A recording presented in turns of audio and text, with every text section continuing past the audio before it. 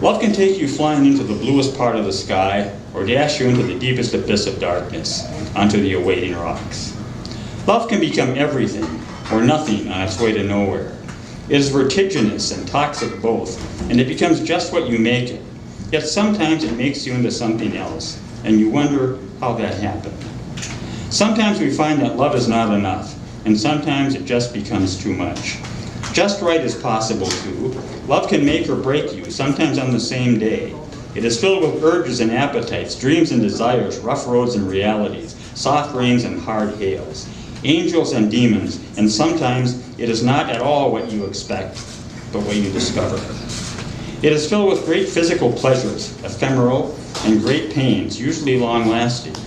It is pure risk, but it is worth the risk. It creates real hungers for each other, and sometimes you get the whole meal, but dessert is not included. Love is laughter and tears, warms and long cold stares and silences, eros and aging, a child that may not grow up, and it paints in all the colors, straight lines and smears, and in time those colors fade and sometimes disappear.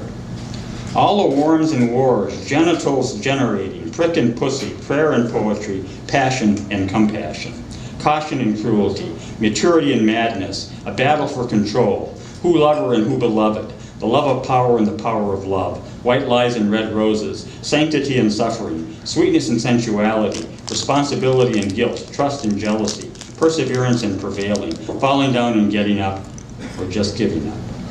The result's unknown, and it's all up to you.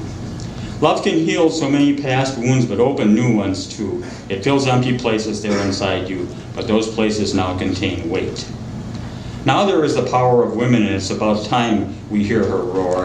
And there is courage in those men who can let out some of their estrogen and be soft and gentle. We have the inheritance of what our parents were, to live with and to overcome, if we can. And will we follow or create footprints, push or be inside of envelopes? And sometimes, yes sometimes, two misshapen lines somehow come together and create a perfect circle, and so make each other and their world better. Love demands we dig deep for patience and understanding, that we develop bad eyesight and short memory, forgiveness and forgetting, but sometimes power ego insists on itself and would rather sink the ship than save it. Gentleness and belief, hope and giving sustain it, but how long will that last? Everything pushes against everything, and how long can it last? And there is not enough moisturizer to prevent or take away the wrinkles that time and complications of a relationship will carve on you and in you. And yet this world is created for love. And love is the wonderfulest of the wonderful things of this world. Love is the perfect question that only we can answer in our best and imperfect ways. Ecstasy and agony. We create these and make our own laws of love and of hate too. Love can make the stars in the velvet sky spin and shine, and we are never so beautiful as when we are in love. We are all bright and vibrant as is life that you hope will last. But there is time in the river, unknown depths and turns.